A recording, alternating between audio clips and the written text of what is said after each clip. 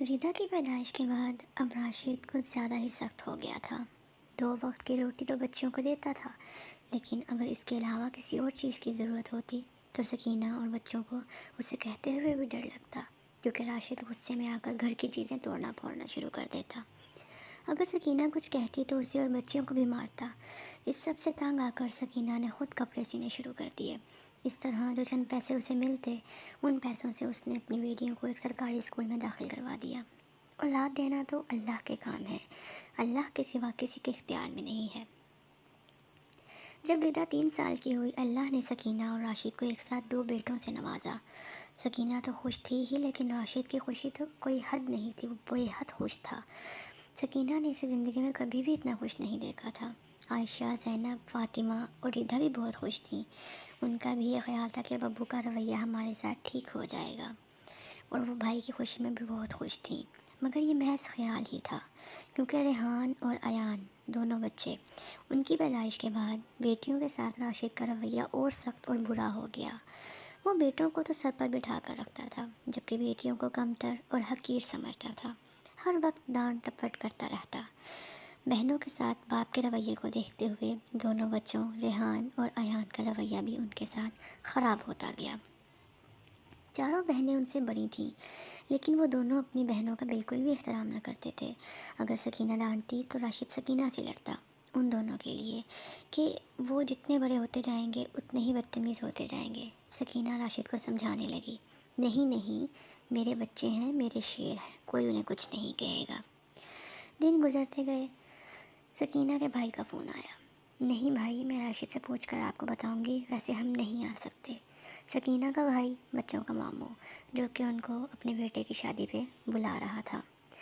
सकीना शादी के बाद कहीं नहीं आती जाती थी, क्योंकि राशिद उसे कहीं आने जाने नहीं देता था। राशिद उसे कहता था घर में रुके बस। बच्चियां बहुत खुश थीं। वो माँ से कह रही थीं, अब्बा को मना ले माँ, हम जाएंगे, हमारा दिल करता है हम भी जाएं, मामू से मिलें, खाला से मिलें। सकीना ने सोचा चलो एक बार कोशिश करके देख लेती हूँ, अल्लाह करे राशिद का मूड अच्छा हो। बच्चियाँ ही दिल में दुआ करनी शुरू कर दी, अल्लाह करे अब्बू इजाज़त दे दें, फिर हम जाएंगे। इसी तरह शाम को जब राशिद दुकान से वापस आया, सकीना ने बात शुरू की, लेकिन राशिद ने तो साफ इनकार कर दिया कि बिल्कुल भी नहीं, कोई कहीं नहीं जाएगा। लेकिन सकीना के बार बार इसरार करने पर वो एक शर्त पर माना। वो शर्त ये थी कि अयान और रेहान, उसके बेटे, उसके पास रहेंगे, जबकि वो अपनी बेटियों को लेके यहाँ से उसकी मामू की शादी में, बच्ची की शादी में जा सकती है। वो बहुत खुश थी जब बच्चियों को मालूम हुआ कि बाप ने इजाज़त दे दी है।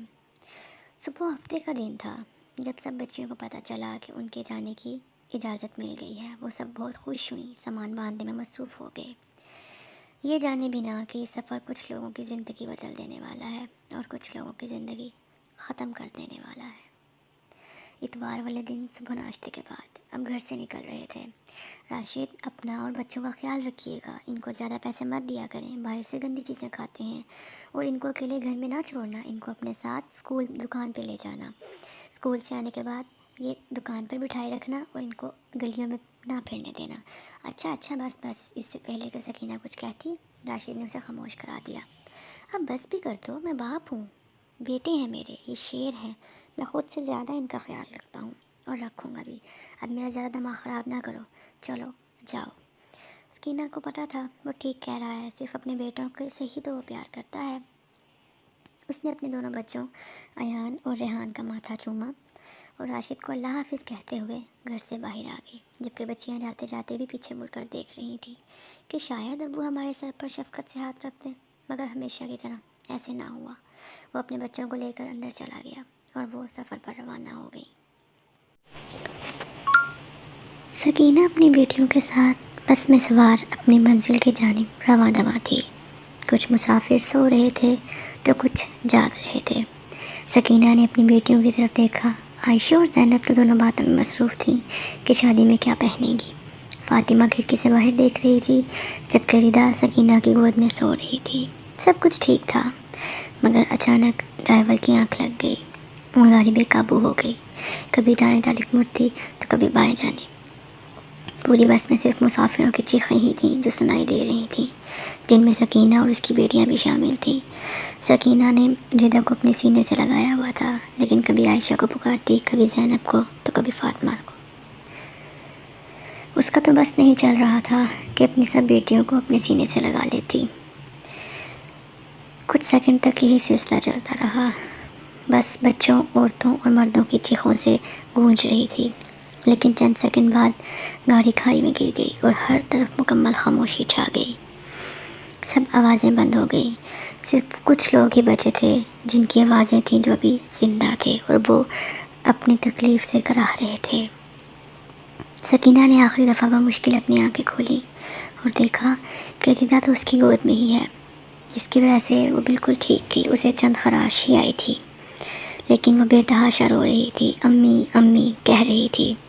اس کے بعد اس نے اپنی بائیں جانب دیکھا، اپنی تینوں بچیوں کو دیکھا۔ عائشہ کا چہرہ نظر نہیں آ رہا تھا کیونکہ وہ سیٹ سے نیچے گری ہوئی تھی۔ زینب کے سر سے خون ایک دھار کی صورت میں بہہ رہا تھا۔ اپنی بیٹیوں کو ایسی حالت میں دیکھتے ہوئے سکینہ کا منہ تو اس وقت بند تھا، چاہ کر بھی وہ کچھ بول نہیں پا رہی تھی، لیکن آنکھوں سے آنسو تھے جو کہ بہہ رہے تھے۔ آخری نظر اس کی فاطمہ پہ گئی، جو کہ سکینہ کے بالکل قریب بیٹھی تھی۔ اس کی سانسیں تو بند تھیں مگر اس کی آنکھیں کھلی رہ گئی تھیں۔ اسے دیکھتے دیکھتے سکینہ کی اپنی آنکھیں بھی بند ہو گئیں، ہمیشہ ہمیشہ کے لیے۔ راشد اس وقت گھر سے باہر ایک ہوٹل میں موجود اپنے بچوں کے ساتھ کھانا کھا رہا تھا جب اسے اطلاع ملی کہ اس کی بیٹیوں اور بیوی کو گھر میں لایا جا رہا ہے۔ ایان اور ریحان دونوں بھی رو رہے تھے، جس کے ساتھ ساتھ ردا کی دردناک چیخیں بھی آ رہی تھیں اور آنے والے لوگوں کو بھی رلا رہی تھیں۔ سکینہ کے بھائی بہن بھی آ گئے تھے۔ کچھ لوگ جنازے کے بعد چلے گئے، کچھ مہمان موجود تھے، لیکن جو موجود تھے وہ بھی کچھ دن بعد اپنے گھروں کو روانہ ہو گئے۔ اب ایان، ریحان، راشد اور ردا گھر میں بچے تھے۔ ایان اور ریحان کو تو راشد اپنے ساتھ لے جاتا، جبکہ ردا سارا دن گھر میں اکیلے رہتی۔ اسے ایسا لگتا کبھی امی بلا رہی ہوں، ایسا محسوس ہوتا عائشہ بلا رہی ہو۔ سارا دن گھر میں ماں کو یاد کرتی، بہنوں کو یاد کرتی اور روتی، اور راتوں کو تو روتے روتے اکیلے کمرے میں سو جاتی، جس کمرے میں پہلے وہ اپنی تینوں بہنوں کے ساتھ کھیلتی اور سوتی تھی، اب اکیلی سوتی۔ ریحان اور ایان تو اپنے باپ کے ساتھ سوتے تھے۔ رات کے 1 بجے کا وقت تھا جب راشد کی آنکھ کھلی، اسے کسی کے رونے کی آوازیں آئیں۔ اس نے دیکھا کوئی رو رہا ہے، لیکن پہلے اس نے نظر انداز کر دیا کیونکہ ریحان اور ایان تو اس کے پاس موجود تھے۔ لیکن اس کو نیند نہ آئی تو اس شدید غصے میں اٹھا اور کمرے سے باہر آ گیا۔ جب اس نے دیکھا کہ یہ ردا ہے جو کہ اکیلی کمرے میں رو رہی ہے، اس نے پوچھا کیا مسئلہ ہے، اب کون سی قیامت آ گئی ہے جو تو ندیاں بہا رہی ہے؟ ابو، مجھے ڈر لگ رہا ہے، مجھے اکیلے کمرے میں نیند نہیں آ رہی، ردا نے روتے ہوئے بتایا۔ تو کیا کروں میں اب، رات کو اس پورے وقت محلے کو اکٹھا کرے گی؟ کیا کروں، تیرے ساتھ سو جاؤں آ کے؟ چل بھاگ یہاں سے اور دوبارہ مجھے تیرے رونے کی آواز نہ آئے۔ وہ بھاگی کمرے میں اور کمبل میں گھس کر رونے لگی۔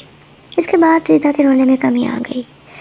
اب وہ پہلے کی طرح نہیں روتی تھی، یہ شاید اب ان چیزوں کو سمجھ گئی تھی یا ان کی عادی ہو گئی تھی۔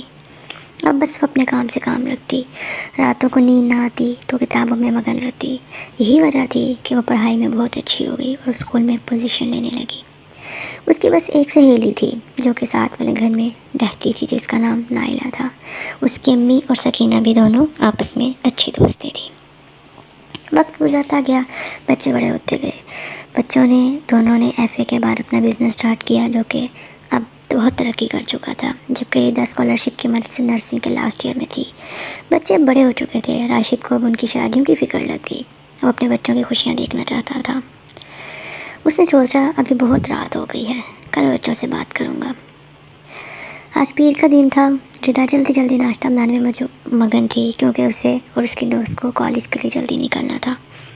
ریحان اور ایان باہر آفس کے بارے میں کچھ بات کر رہے تھے جبکہ راشد آیا۔ اس نے بولنا شروع کیا، ایان بیٹا، دونوں میری بات سنو، بس کر دو، اب ہر وقت آفس اپنا بھی خیال رکھا کرو۔ تم دونوں سلامت ہو گے تو باقی سب کام بھی ہوتے رہیں گے۔ جی ابو، آپ بتائیں، آپ بات کریں، ہم سن رہے ہیں، دونوں نے کہا۔ ماشاء اللہ، اب تم دونوں اپنے پیروں پر کھڑے ہو چکے ہو، خود کما رہے ہو، دونوں کا اچھا بزنس ہے، اتنی ترقی کر چکے ہو، اب میں چاہتا ہوں تم دونوں اپنے گھر بسا لو۔ اب میری زندگی کا کوئی بھروسہ نہیں، میں تم دونوں کی خوشیاں دیکھنا چاہتا ہوں۔ ابو آپ یہ عجیب باتیں کرتے ہیں، ابھی بھی تو ہم خوش ہیں، ابھی ہمارا شادی کا کوئی ارادہ نہیں، یہ کہہ کر انہوں نے بات ٹال دی۔ لیکن انہوں نے یہ کہا کہ آپ اس کی شادی کی فکر کریں جو کہ اس وقت کچن میں موجود ہے۔ اس کی عمر کی لڑکیاں دو بچے سنبھال رہی ہیں، اور یہ میڈم صاحبہ ہیں جن کی پڑھائی مکمل ہونے کو نہیں آ رہی۔ ابو نے بھی سوچا ٹھیک کہہ رہے ہیں، ان کی بات مان لینی چاہیے، اس نے کون سا پڑھ کے کوئی تیر مار لینا ہے، یہی جھاڑو پونچھ تو کرنی ہے۔ ویسے بھی مردوں کی تو کسی بھی عمر میں شادی ہو جاتی ہے، لڑکیوں کی عمر نہیں نکلنی چاہیے۔